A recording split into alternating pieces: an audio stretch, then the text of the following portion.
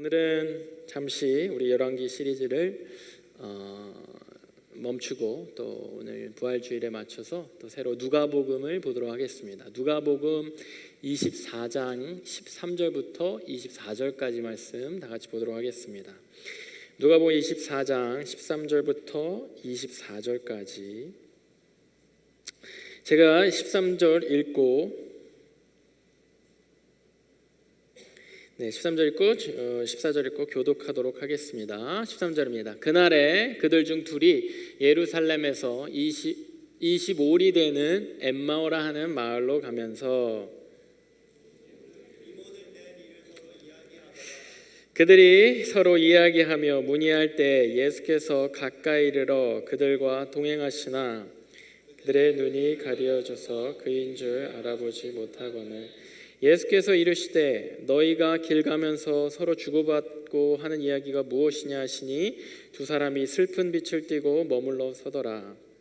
그 한 사람인 글로바라 하는 자가 대답하여 이르되 당신이 예루살렘에 요즘에 혼자만 알지 못하느냐. 이르시되 무슨 일이냐. 이르되 나사렛 예수의 일이니 그는 하나님과 모든 백성 앞에서 말과 일에 능하신 선지자이거늘 우리 대제사장들과 관리들이 사형 판결에 넘겨주어 십자가에 못 박았느니라. 우리는 이 사람이 이스라엘을 속량할 자라고 바랐노라. 이뿐 아니라 이 일이 일어난 지가 사흘째요.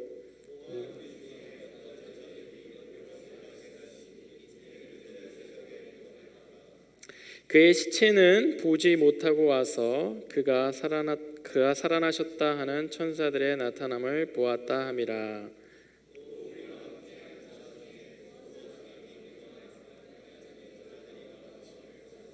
예수는 보지 못하였느니라 하거늘. 아멘. 어제 잠깐 제가 그 사촌이 아니죠. 조카가 있는 제 동생네 갔습니다. 어머니 생신이라서 갔고 조카들을 데리고 이제 제가 한번 나눴죠. 제가 그 조카들에게 해줄 수 있는 유일한 선행, 조카들에게 유일한 좋은 일, 조카들이 저를 좀 무서워하잖아요. 그런데 유일하게 조카들에게 뭔가 점수를 딸 수 있는 일, 선물을 사주러 이렇게 데리고 선물 사러 갔습니다. 선물 사러 이렇게 딱 가서 타겟에 갔는데 딱 도착해서 너네 갖고 싶은 거 골라 이렇게 하고 딱 있었는데 뭐 타겟을 자주 가지만 이렇게 유심히 안 봐서 그런지 선물이 생각보다 많더라고요. 이게 장난감, 아이들 그 장난감 세션에 그러면 휙휙 지나가기만 하지, 그죠? 거의 잘 들어갈 일이 없는데 보니까 선물도 꽤 많더라고요. 또 아이들도 이제 그곳에서 이렇게 선물을 막 이거 할까 저거 할까, 이 올해 모처럼만의 기회를 살려서 삼촌이 뭘 사준다고 하는데 뭘 살까 이게 고민하는 모습을 봤습니다. 그러면서 문득 제가 어렸을 때 제가 한번 나눴을 것 같아요. 장난감에 대한 제가 상처가 있거든요. 왜냐하면 어렸을 때 예전에 제가 어렸을 때만 해도 장난감이 그렇게 글쎄요 많지 않고 요즘처럼 막 많지 않고 뭐 고를 수 있는 그 베리에이션이 많지도 않고 또 상대적으로 뭐 원하는 장난감은 특히나 어린 나이에는 되게 비싸잖아요. 그러니까 막 지금은 제가 조카들한테 묻지도 않고 막 사준다고 그러죠. 따지지도 않고 사준다고 그러잖아요. 근데 왜 그러냐면 제가 어렸을 때 제 장난감 뭐가 갖고 싶으면 어렸을 때부터 아버지가 저한테 왜 네가 그 장난감을 가져야 하는지에 대해서 나에게 설명해 줘라고 이렇게 말씀하시는 거예요. 그러니까 아버지 딴에는 이제 저를 교육시키고 싶으셨던 거겠죠. 무분별하게 이거 갖고 싶다고 사주고 뭐 저거 원한다고 사주고 어차피 한정되어 있는 이 세상 뭐 거기에서 내가 선택과 집중 뭐 이런 걸 어렸을 때부터 가르쳐 주시고 싶으셨던지 제가 뭐 사고 싶어요. 그러면은 네가 왜 그거 필요한지 나한테 말해줘봐. 네가 왜 그걸 사야 했는지 한번 생각해서 나한테 설명해봐. 그러면 내가 사줄게. 이런 식으로 하셨단 말이에요. 어린 나이에 그게 얼마나 좀 싫습니까? 아니 저게 갖고 싶고 저게 사달라 그래서 사주시면 얼마나 좋겠는데 친구들은 그 장난감들 다 갖고 있는데 그때도 되게 유행하는 어떤 로봇 장난감이 있었거든요. 이렇게 막 합체가 되는 거예요. 그 로봇 장난감을 이렇게 사주시면 좋겠는데 친구들이 다 갖고 있는데 내가 어떻게 보면은 친구들 사이에서 제일 꼴찌인데 나만 없고 애들 다 있는데 급한데 지금 나도 저거 딱 갖고 그 무리에 이렇게 쫙 이렇게 껴야 되는데 그거에 대해서 왜 이 장난감이 너에게 필요한지 막 이런 식으로 저한테 물어보시는 거예요. 이걸 막 설명해야 되고 뭐 이렇게 어린 나이에 뭘 제대로 설명해나 했겠습니까? 저도 뭐 그 너무 어린 나이의 기억이라 뭐라고 했는지 기억은 없습니다. 그냥 그 당시에 감정만 좀 남아 있어요. 답답하고 뭐 어쨌든 아버지를 어떻게든 설득을 해서 허락을 받았습니다. 그래서 허락을 받고 기쁜 마음에 문방구를 뛰어가죠. 요즘도 문방구에 있는지 모르겠으나 옛날에는 지금 뭐 타겟 같은데 그 토이 스토어가 따로 있잖아요. 근데 그러지 않았거든요. 옛날에 문방구에 뭐 학용품 플러스 장난감이 다 거기에 있는 거예요. 그리고 유행하는 것들이 거기 다 있는 거죠. 거길 가서 그걸 사러 갑니다. 또 이제 가서 가격을 알아와야 돼요. 그냥 뭐 돈을 주고 막 이제 사와 이런 것도 아니고 가격을 알아서 그 가격에 또 돈을 타가지고 가야 돼요. 뭐 동네 문방구긴 하지만. 그래서 그걸 찾으러 갑니다. 갔는데 딱 가서 그거를 아줌마한테 물어봤는데 없는 거예요. 내가 원하는 그 로봇가 이게 다 팔린 겁니다. 당황이 되기 시작하죠.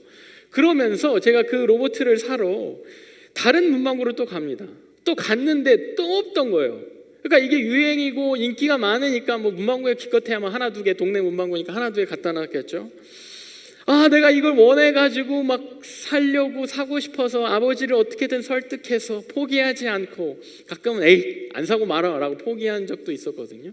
근데 포기하지 않고 아버지를 그 어린 나이에 설득을 해서 허락을 받고 이제는 됐다 하고 문방구를 갔는데 없어요.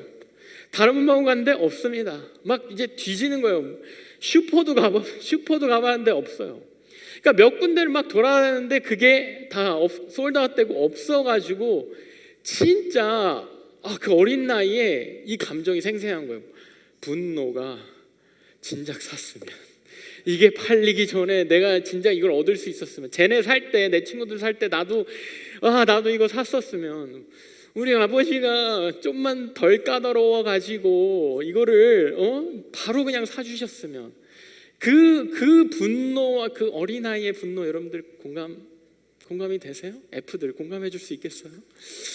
그 아파트 1층, 저희가 이제 1층인데 그러니까 러비에서 1층으로 살짝 계단 올라가는 1층이었거든요.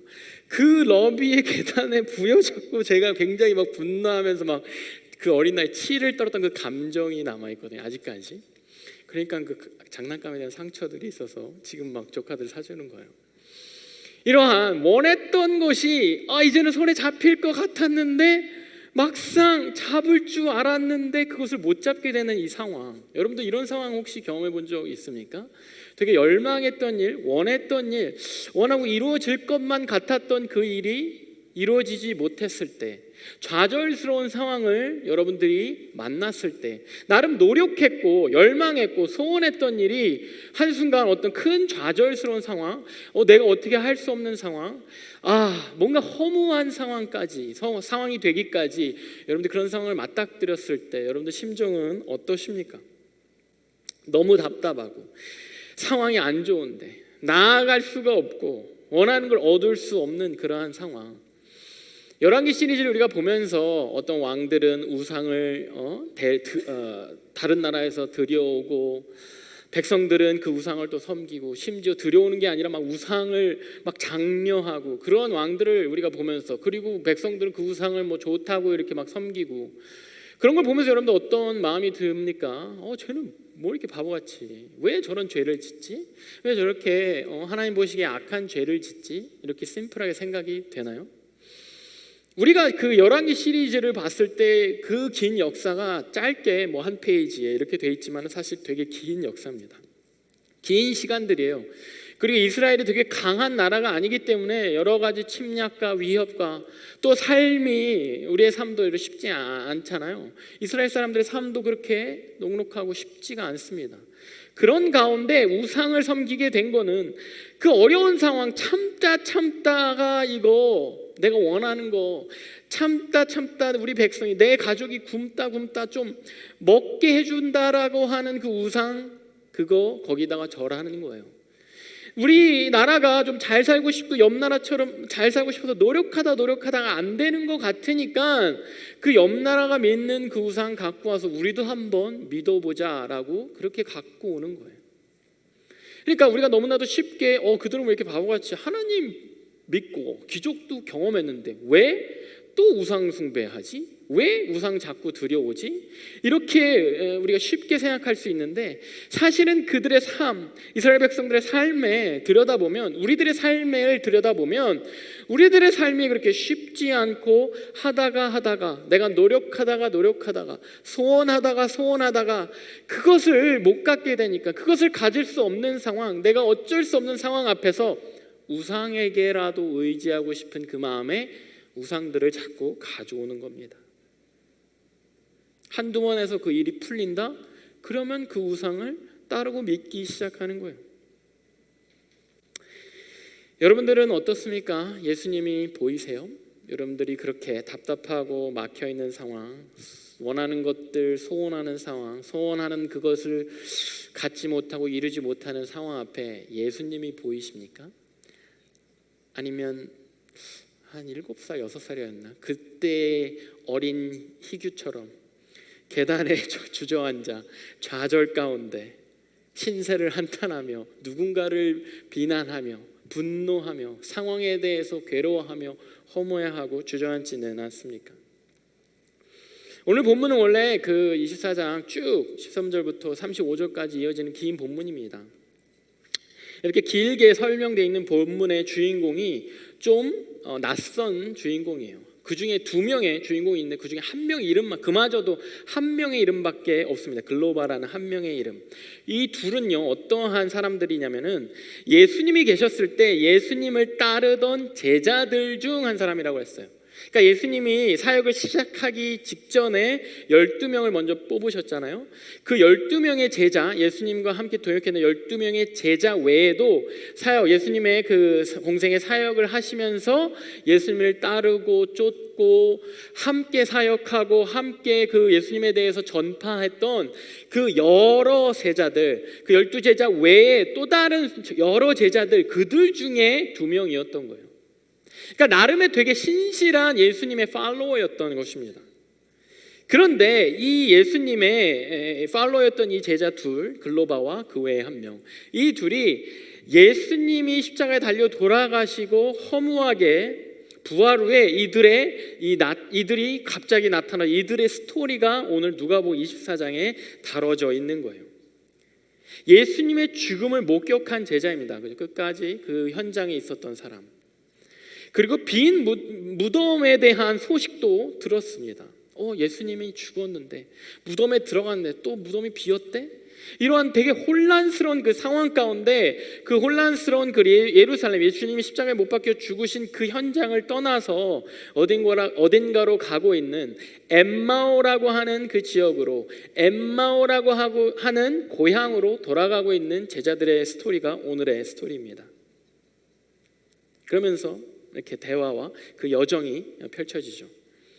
그런데 그 여정 가운데 되게 황당하게도 이 둘이 예수님의 십자가의 죽음을 목격하고 예수님이 무덤에 들어가신 것도 보고 또 예수님이 부활하셨다 이러한 어렴풋한 이상한 소문도 듣고 그런 가운데 우리가 이 혼란스러운 상황 가운데 그냥 고향으로 가야겠다, 엠마오로 돌아가야겠다라고 발걸음을 옮기고 있는 가운데 그 둘한테 예수님이 나타나신 거예요. 그게 이 스토리의 되게 특별한 점입니다. 예수님이 이 둘이 터덜터덜 그 엠마오라는 고향으로 돌아가는 과정 가운데 예수님이 그 이 여정에 합류하신 거예요. 옛날이니까 걸어갔겠죠. 그 걸어가는 여정 가운데 합류하신 겁니다. 그리고 예수님이 이렇게 물어보시고 무슨 일이 어디 가세요? 고향 갑니다. 엠마오 가요. 어디서 가시는 길이에요? 예루살렘에서 가는데 제가 사실은 우리가 예수님 따랐던 제자입니다. 그런데 예수님이 죽었어요. 예수님 죽고 돌아가셨습니다. 그리고 예수님이 살아났다 이런 소문들이 있는데 그런 혼란스러운 믿지 못할 혼란스러운 상황 가운데 그냥 고향으로 돌아가고 있습니다. 라고 예수님한테 예수님에 대해서 지금 설명하고 있는 것이 이 장면입니다. 여러분들 예수님 보고 싶지 않으세요? 만나고 싶지 않으세요? 이 제자들은 예수님과 함께 사역했던 제자들입니다. 함께 동행했던 제자들입니다. 예수님이 했던 사역을 함께 했고 예수님의 말씀을 전파하시는 말씀을 듣고 다시 다른 사람들에게 전파했던 제자들입니다. 그러니까 예수님에 대해서 어떤 알 거 아니에요. 예수님에 대한 면식도 있고 예수님이 누구인지 되게 잘 알 거 아니에요. 우리들보다 알 거 아니에요. 우리들은 사실 예수님을 진짜 듣기만 했지. 다른 시대에 살고 있지. 이들은 같은 시대에 예수님과 함께 같은 공기를 마시며 같은 음식을 나누며 그렇게 했던 제자들이잖아요. 그들이 지금 예수님한테 예수님을 설명하면서 예수님을 못 알아보고 있는 상황이에요. 그 이유가 본문 10절에 이렇게 나옵니다. 16절에 이렇게 나옵니다. 본문 16절에 그들의 눈이 가리워져서 그인 줄 알아보지 못하거늘. 예수님과 함께 얘기하면서 예수님에 대해서 얘기하면서 예수님이라는 사람을 제가 따랐는데 예수님 분을 저희가 따랐는데 라고 그 얘기를 예수님과 하면서 예수님을 못 알아보고 있는 거예요. 왜? 눈이 가리워졌다고. 눈이 가리워졌기 때문에. 예수님을 따라다녔던 제자들인데도 예수님과 함께 지금 얘기를 하고 있는데도 예수님을 못 알아보는 거예요. 여러분들 친한 사람 같이 있으면 여러분 나중에 저 못 알아보시면 안 됩니다. 여러분들 눈은 가리워지시면 안 돼요. 왜 이 제자들은 예수님을 따랐던 이 제자들은 예수님과 함께 동행했던 이 제자들은 왜 예수님을 못 알아보고 있을까? 이들의 눈은 왜 가리워져 있을까? 그 이유는요. 이들이 경험했던 그 예수님의 죽음이, 예수님의 끝이, 이들이 따랐고 이들이 섬겼고 이들이 동역했던 그 예수님의 끝이 너무나도 비참하고 허무했기 때문입니다. 예수님의 끝이 어떻게 됐어요? 바로 지금 이렇게 만나기 직전에 어디까지 이들이 목격했어요? 십자가에 돌아가신 예수님까지 목격한 거예요. 우리가 따랐던 그 예수님이 십자가에서 죽고 말았어요. 그렇게 죽고 끝나버렸어요. 모든 사람은 죽음이 끝입니다. 그죠? 모든 사람의 인생은 죽음이 끝이에요. 내가 따르고 섬겼던, 내가 함께 동역했던, 그 말씀을 전했던 그분이 저렇게 죽고 끝났네. 십자가에서 죽고 끝났네. 그 죽음이 너무 허무한 거예요. 그 죽음이 너무 무력해 보이는 거예요. 이건 12제자들, 가룟 유다가 죽었으니까 11제자들에게도 마찬가지입니다. 자신들이 그렇게 아직 예수님이 유명해지기 전부터 부르심을 받아서 예수님을 따라다니기 시작해서 3년 동안 예수님을 쫓고 예수님을 따르고 함께 먹고 마시며 이분에게 무언가 있다. 내가 처음에 부르심 받았을 때 막연한 믿음으로 따랐는데 같이 다니고 사역하고 그분을 함께 보니까 기적을 보고 정말 병든 자가 낫고 눈먼 자가 보게 되는 그 기적, 오병이어가 수천 명을 먹이는 그 기적을 보고 그 말씀을 내가 듣게 되니까 이분 진짜 메시아구나, 이분 진짜 하나님이 보내신 자구나라는 것을 이 제자들도 너무나도 확실하게 믿게 된 거예요. 그러니까 그렇게 끝까지 쫓아다니고 그렇게 끝까지 함께하죠. 그런데 그 죽음이, 십자가의 죽음이 너무나도 허무하고 무기력함을 보게 되니까 제자들에게도 그렇게 따라다녔던 그 시간들이 허무하고 무의미해진 것입니다. 그들에게 예수님은 메시아로서의 소망이 있었던 거예요. 예수님은 그들에게 어떤 의미냐면 일상에서 이상적인 삶으로의 부르심이었던 거예요.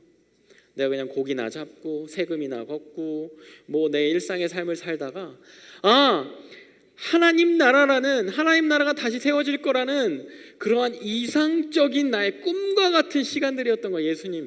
예수님과 함께 했던 그 시간들. 꿈이고 비전이고 소망인 거예요. 하나님의 나라라는 실제적인, 즉 우리가 로마의 지배 아래 있는데 지난 수백 년 동안 우리가 제국들의 그런 지배 아래 있었는데 이제 하나님의 나라, 하나님의 백성으로서 우리나라가 다시 회복되는구나 라는 실제적인, 우리나라가 독립하는구나 라는 실제적인 소망과 기대도 있었던 겁니다. 예수님과 함께라면, 하나님 나라가 임한데 이 예수님과 함께라면, 다윗의 나라가 임한데 이 예수님과 함께라면, 그 영광스러운 그 나라가 회복된데 이 예수님과 함께라면, 그것이 이 제자들에게 있어서 예수님의 의미였던 거예요. 그래서 예수님을 그렇게 쫓았습니다. 그 12제자뿐만 아니라 수많은 제자들, 글로바와 지금 이 엠마오로 가고 있는 이 제자에게도 예수님은 그런 의미였던 거예요. 그냥 쳇바퀴와 같은 일상에서 꿈을 갖게 해주신 분, 꿈을 꾸게 해주신 분, 그 꿈이 손에 닿을 듯 가까이 온 거예요. 수많은 사람이 예수님을 따랐고 기적이 일어나고 이 로마라는 제국 자체도 이 예수님에 대해서 경계하고 억압받고 핍박받던 그러한 소외된 자들이 예수님 때문에 사랑을 발견하고 회복이 되고, 그런데 그 예수님이 한순간에 십자가에서 죽으신 거예요. 그렇게 오래 바랬던, 염원했던 3년 동안 열심히, 글쎄요, 여러분들 대학보다는 좀 짧을 수 있는데 3년 동안 나의 모든 것을 바치고 따랐던 그 이상이, 그 꿈이 한순간에 너무나도 순식간에 무너지고 사라져버린 겁니다. 날아가 버린 거예요. 그렇게 꿈꾸었던 거, 여러분들 열망했던 거, 소원했던 것이 딱 막히게 됐을 때, 날아가 버렸을 때, 잡을 것만 같았던 그것이 마치 손가락 사이로 빠져나감을 경험했을 때 여러분들 어떻게 되냐면요, 눈이 가리워지는 거예요. 이 제자들이 눈이 가리워졌다라고 표현되어지는 것처럼 눈이 가리워지는 거예요. 나의 시야가 가리워집니다. 엠마오로 가고 있던 이 제자들이 알고 있었던, 기대했던, 소망했던, 원했던 예수님이 어떤 예수님이냐면 본문 19절에 이렇게 나옵니다. 이르시되 무슨 일이냐, 나사렛 예수의 일이니 그는, 19절에 그는 하나님과 모든 백성 앞에서 말과 일에 능하신 선지자이거늘. 이 두 제자, 엠마오로 가는 이 두 제자에게 예수님은 하나님과 모든 백성 앞에서 말과 일에 능하신 파워풀한 선지자이거늘. 우리가 그토록 기다렸던 선지자이고, 그냥 선지자가, 초라한 선지자가 아니라 하나님 앞에서 흠잡을 데도 없고 사람들 앞에서 흠잡을 데가 없고, 말도 이 말의 능력이 있고, 뿐만 아니라 막 기적을 행하는 그러한 능력에, 우리가 그동안 그렇게 기다렸던 엘리야와 같은, 엘리사와 같은, 모세와 같은 우리를 살려줄 것, 우리를 회복할 것, 그 선지자, 그 예수 나사렛 예수였고, 21절에 보면 우리는 이 사람이 이스라엘을 속량할 자라고 바랐노라. 속량할 자라는 건 구원할 자예요. 그러니까 이 지금 억압받고 있는, 로마에 억압받고 있는, 독립하지 못하고 있는, 지금 나라가 없는 이러한 상황 가운데, 나라가 뺏긴 이 상황 가운데 우리를 구원해 줄, 마치 애굽에서 이스라엘 백성을 구원해 줄 모세처럼 우리를 구원해 줄 사람이라고 우리가 바랬었다. 지난 3년 동안 그것을 보고 있었고 그것을 알고 있었던 거예요. 여러분이 원하는 예수님은 어떤 예수님입니까? 여러분들 삶 가운데 여러분들이 원하는 예수님은 어떤 예수님입니까? 여러분들한테 능력 있는 말씀을 선포해 주시는 예수님, 그죠? 예수님, 여러분들이 원하는 삶의 그런 수많은 어려움과 힘든가 또 소원들 가운데, 그리고 여러분들이 꿈꾸는 어떤 비전 가운데 그것을 이루어 주실 만한 능력 있는 예수님, 능력의 예수님, 심지어 내가 아플지라도 그것을 고쳐주시는 기적의 예수님, 나를 구원해 주실, 나의 삶을 구원해 주실, 내 삶에 지금 소망이, 세상적으로 볼 때 소망이 없는 삶, 내가 이것을 이룰 수 없을 것 같은 그런 삶 가운데서 나에게 구원을 주실, 나를 건져 주실 그 예수님, 그 예수님을 여러분들 원하십니까? 그 예수님만 바라보면서 여러분 신앙생활 하고 있나요? 우리가 오래도록 신앙생활을 해도요, 때로는 제자들처럼, 사도들처럼 내가 보고 싶은 예수님만 볼 때가 있습니다. 내가 원하는 그 예수님만 쫓아갈 때가 있어요. 신앙생활 하면서 그러한 신앙생활, 그러한 것만 내가 얻기를 원하며 신앙생활 할 때가 있어요. 여러분들, 그게 틀린 건 아닙니다.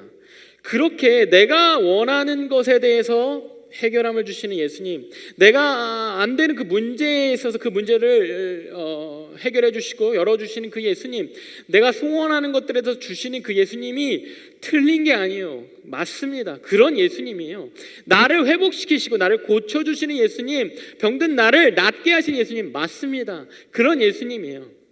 나에게 능력 있는 말씀을 주시고 예수님 말씀 주일날 말씀 들을 때마다 너무 좋아, 힘이 돼. 맞습니다. 그것이 예수님이에요. 그런데 그게 예수님의 모습이 다가 아니라는 거예요. 그게 전부가 아니라는 겁니다. 나에게 좋은 가르침, 교훈을 주는, 나에게 도움이 되는 기적, 내가 원하는 형태의 그러한 희망과 소망을 주는 그분이, 그러한 모습의 예수님만이 전부가 아니라는 거예요. 십자가에서 허무하게 죽으시는 예수님, 아무것도 못하고 무기력하게 죽어가시는 그 예수님, 그 모습이 내가 그렇게 원하는 거, 내가 그렇게 바라는 거, 내가 그렇게 예수님이 이랬으면 좋겠는데, 예수님을 통해서 나는 이런 것들을 얻었으면 좋겠는데를 보고 있는다면, 예수님의 십자가를 봤을 때 그 무기력함 가운데 죽어가시는 그 예수님을 봤을 때 이것이 너무나도 어색하고 받아들여지지 않는 거예요.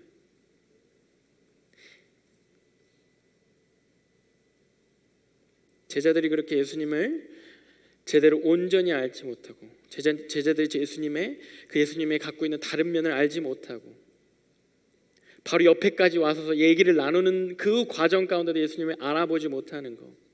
이스라엘 백성이 그렇게 하나님의 백성으로 선택받고 이스라엘 나라가 그렇게 시작했고, 이스라엘의 시시로 때때로 하나님을 믿는 것이 회복되어지고 하나님을 믿게 하는 그 왕이 다시 유다 가운데, 이스라엘 가운데 주어지고 다시 신앙이 회복되는 가운데서 다시 우상으로 돌아갈 수밖에 없는 거, 다시 우상으로 돌아가는 그 패턴을 보이는 거. 나의 삶 가운데 하나님께서 회복해 주셨는데, 내가 결단했는데 그래도 다시 내가 일상으로 돌아가서 일상에 매몰되고, 내가 다시 습관적으로 짓는 그 죄 가운데로 돌아가서 그 죄 가운데로 나를 매몰시키고, 그런 이스라엘 백성을, 그런 제자들을, 그런 나를 바라보시며 답답해하시는 그 예수님, 그 하나님. 왜냐하면 우리가 원하는 하나님의 모습, 원하는 예수님의 모습이 아니기 때문에 그렇습니다. 이사야 44장 18절에 이런 말씀이 있습니다. 그들이 알지도 못하고 깨닫지도 못함은 그들의 눈이 가려서 보지 못하며 그들의 마음이 어두워져서 깨닫지 못함이라. 우리가 뭔가를 보지 못한다는 거예요. 우리가 뭔가를 깨닫지 못한다는 거예요. 우리가 뭔가 마음이 어두워져 있다라는 거예요. 우리의 삶이 무언가로 막혔을 때, 내가 소원하는 것이 순식간에 날아갔을 때, 그때부터 우리의 눈이 가려워지고 마음이 어두워진다라는 거예요. 깨달아야 할 것들을 놓치고 있다라는 거예요. 예수님이 삶 가운데 기적과 말씀과 사랑과 회복을 보여줄 때는 너무나도 쉽게 내가 예수님을 믿을 수 있었는데, 극한의 십자가를 예수님이 지셨을 때는 내가 깨닫지도 못하고 마음이 어두워져서 눈이 가려워져서 예수님을 더 이상 보지 못한다는 겁니다. 예수님 우리한테 그 십자가를 보여주시고, 때로는 우리 삶 가운데 그 십자가를 내미십니다. 예수를 믿는 삶, 크리스찬의 삶이 이 십자가의 삶이야 라고 이렇게 쓱 내미세요. 본문 17절에 제자들이 이렇게 반응하죠. 예수께서 이르시되 너희가 길 가면서 서로 주고받고 하는 얘기가 무엇이냐 하시니 두 사람이 슬픈 빛을 띠고 머물러 서더라.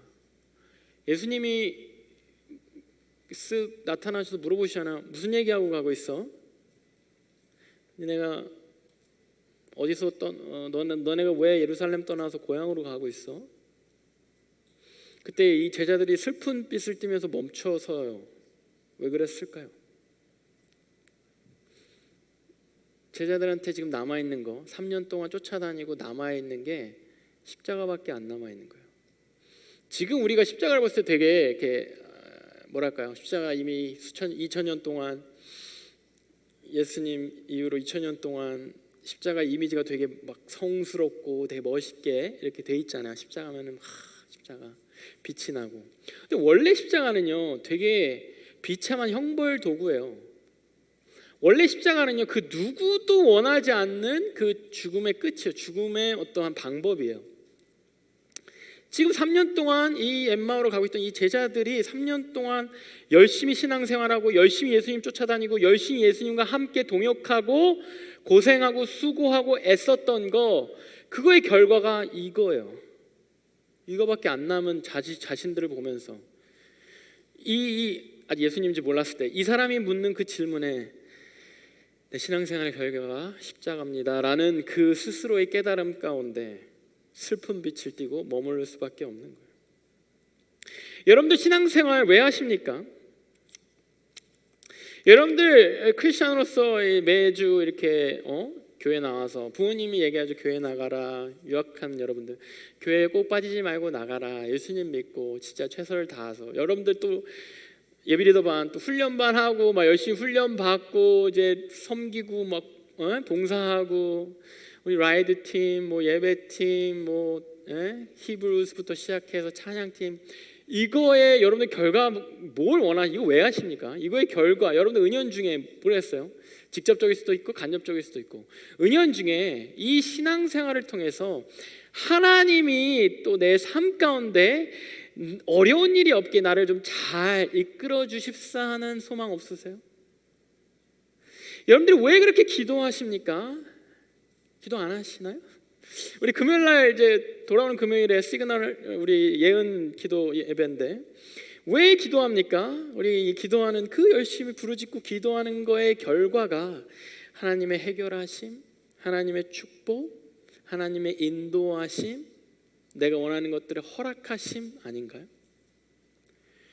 근데 그거의 끝이요 십자가라고 여러분들 그것이 우리가 그렇게 열심히 신앙생활하고 봉사하고 헌신하고 최선을 다하고 예수님 훈련반하고 뭐 다 해서 그거의 끝이 십자가라고 했을 때 나에게 남는 거 아무것도 없고 되게 비참하고 고통스러운 죽음, 되게 말미에 되게 건강하고 이렇게 깔끔하게 죽는 것이 아니라 되게 비참하게 고난받고 죽는 것이 그게 이 신앙생활의 끝이라는 것을 여러분들이 알게 되면 여러분들 이 신앙생활의 동기가 모티베이션이 매주 나오는 것이 오늘 새로 나오신 분 있습니까? 이제 청년부 오면서 신앙생활 이제 시작하는 분 있나요? 여러분 신앙생활 계속하고 매주 나오잖아요? 이렇게 돼요. 다음 주에 나오시겠어요? 여러분들 고난 받을 겁니다.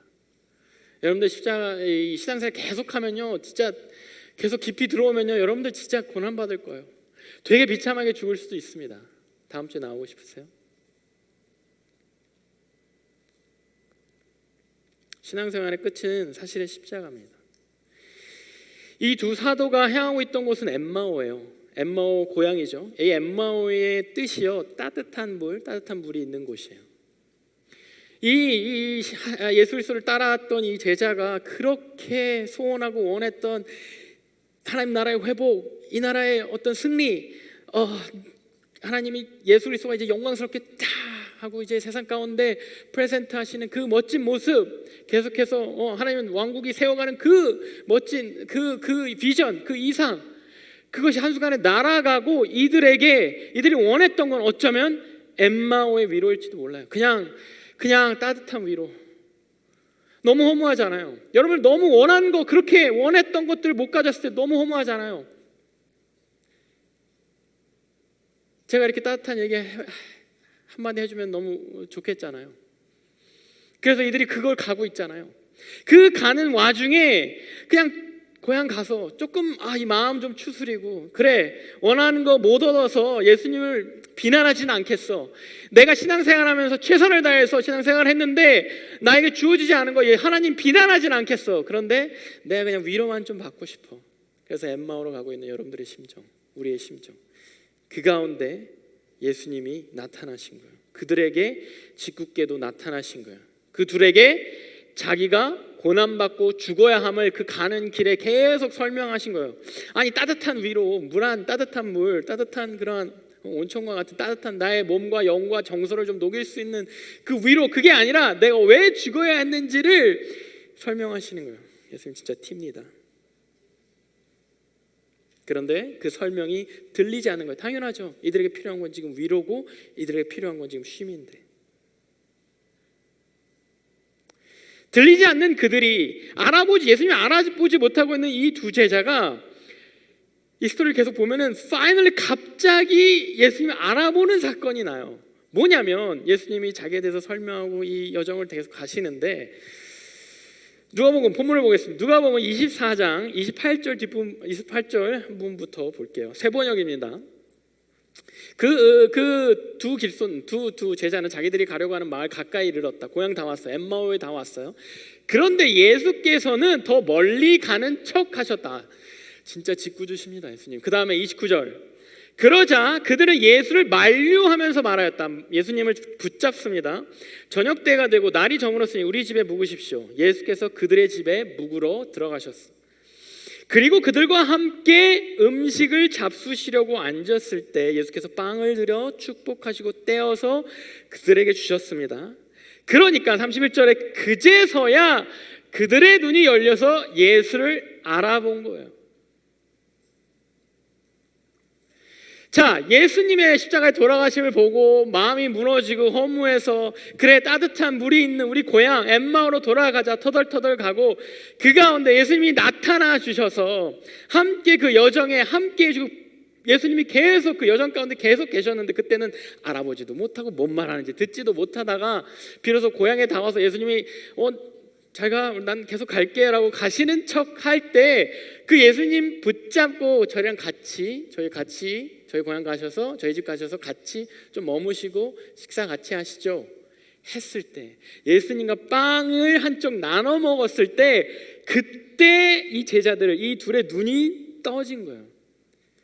그때 예수님 그때 본 거예요. 너무 황당하지 않습니까? 우리 삶 가운데 내가 원하는 예수님, 내가 바라는 예수님, 내가 신앙생활하는 동기에 내가 이랬으면 좋겠다. 내 삶에 이러한 일들이 일어났으면 좋겠다. 내 삶에 예수님 이러한 일들을 허락하셨으면 좋겠다. 내가 신앙생활하고 이 땅에서 이런 것들이 잘 되었으면 좋겠다. 예수님이 다 해결해 주시고 고쳐주시고 치유해 주시고 내 삶에 혹시나 어려움 내가 아플지라도 회복시켜 주시고 고쳐주셨으면 좋겠다라고 할 때는 예수님 못 알아보다가 예수님 잠깐만 가지 마시고 내 삶에 들어와셔서 나와 함께 식사 한번 하시죠. 나랑 머물러 주시죠. 비로소 제자들이 예수님을 초청하고 예수님을 환영하고 불러드렸을 때 그때 제자들이 비로소 예수님을 보게 된 거예요. 개역개정은 강권하여 집으로 초청했다고 표현되어 있어요. 그러니까 예수님 들어와 주세요. 예수님 가지 마시고 하루만 머물다 가세요. 아니 잠깐이라도 와주세요. 이렇게 한 거예요. 제자들이 드디어. 기독교인의 크리스찬의 신앙생활의 목표는 예수님을 닮는 삶입니다. 예수님을 닮는 삶이 우리 신앙생활의 목표예요. 예수님의 삶은 어땠냐면 십자가로 가는 삶이었어요. 그러니까 크리스찬 우리들의 신앙생활의 목표 방향성은 십자가인 거예요. 그런데 예수님을 따랐던 그 수많은 우리보다 먼저 크리스찬 제일 첫 번째 크리스찬이죠. 첫 번째 크리스찬이었던 제자들과 사도들은 제자들과 그 엠마오로 가는 두 제자는 한 번도 그 십자가를 생각하지 않은 거예요.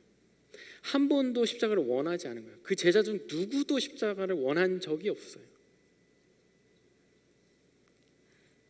그러니까 십자가가 주어졌을 때 불편하고 두렵고 속상하고 허무했던 거예요. 신앙생활하는 여러분들 십자가를 한번 원해 본 적이 있습니까? 십자가를 원하고 십자가를 향해 여러분들 신앙생활이 나아가고 있나요? 그러지 않으니까 우리 삶 가운데 어떤 십자가 비슷한 일이 터지면 그게 그렇게 불편하고 속상하고 허무하고 괴로운 거예요. 십자가를 져야 되는 그러한 일이 우리 앞에 주어지면 그것을 선뜻 붙잡기가 망설여지는 거예요. 그리고 눈이 가려지는 거예요. 예수님이 어디 있지 내 삶에? 내가 이렇게 열심히 살았는데, 이렇게 열심히 신앙생활했는데 예수님이 어디 있지? 예수님 내 기도를 들어주셨나? 내가 기도할 때 예수님 어디 있었지? 내가 그렇게 열심히 살 때 예수님은 어디 있었지? 그런데 부활하신 예수님을 만나면, 부활하신 예수님을 인격적으로 초청하면, 부활하신 이후에도 내가 여전히 보지 못할 때도 계속 따라붙으셨던 그 예수님을 비로소 잡고 내 삶 가운데 나의 삶의 가장 깊은 곳에 초청하면, 가장 깊은 나의 프라이빗한 나의 고향 엠마오, 내가 나의 정서적인 쉼, 내가 여기 그냥 이건 내 공간이야, 이건 내 그냥 기도해도 안 될 때, 신앙생활 하다가도 안 될 때, 이 나의 가장 깊은 심연의 나만의 그 곳으로, 공간으로 예수님을 초청할 때, 그때 비로소 예수님이 보이기 시작하는 거예요. 그냥 십자가가 이거 잡으면 아플 것 같은데, 이거 잡으면 비참해질 것 같은데, 이거 잡으면 허무해질 것 같은데, 그 십자가만 보였는데 비로소 예수님이 보이면요, 비로소 예수님이 부활하신 것이 보이게 되고, 부활하신 예수님을 보게 되면 십자가가 그냥 부활로 가는 과정일 뿐이구나가 나에게 보여지고 알게 되어지는 것입니다. 십자가가 그냥 고통이고 비참함이고 허무함이고 속상함이고 원망스러움이 아니라 부활로 가는 과정이구나가 깨달아진다라는 거예요.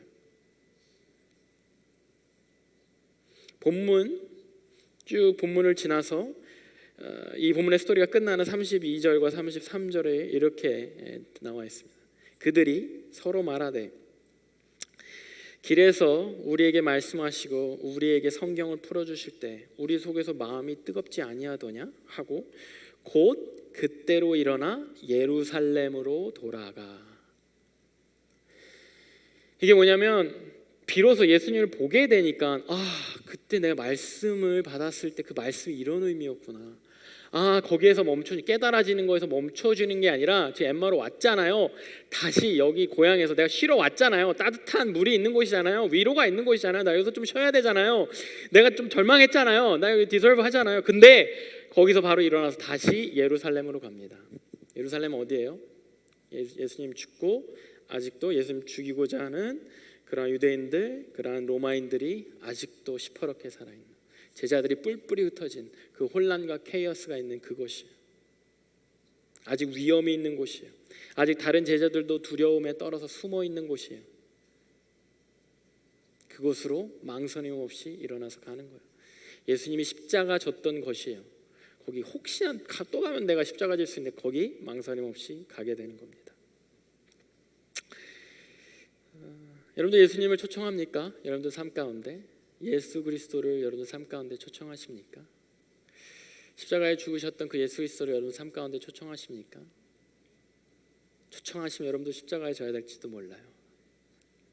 근데 예수님을 여러분들 삶 가운데 인격적으로 초청하게 되면 예수님과 함께 떡을 나누고 예수님과 함께 여러분들의 삶을 나누게 되면 그 십자가는 그냥 부활로 가는, 부활의 영광으로 가는 과정일 뿐입니다.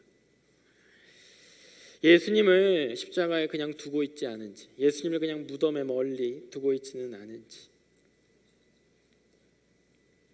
내 삶의 가장 깊은 곳으로 그 엠마오로 예수님을 초청 안 하고 있는 것은 아닌지. 여러분, 예수님이 다시 살아나셨다라는 것은 역사적인 사실입니다. 예수님이 십자가에 돌아가셨다는 예수님 안 믿는 사람들도 그냥 인정하고 믿어요. 십자가에 죽었다. 4대 성인 중에 하나인 예수라는 사람? 착하게 살다가 십자가에 죽었어. 그 정도는 다 인정하고 믿습니다. 예수님이 부활하셨다. 이것 또한 우리는 역사적인 사실임을 인정해야 합니다. 여러분들이 믿건 안 믿건 이건 있었던 역사적인 사실입니다.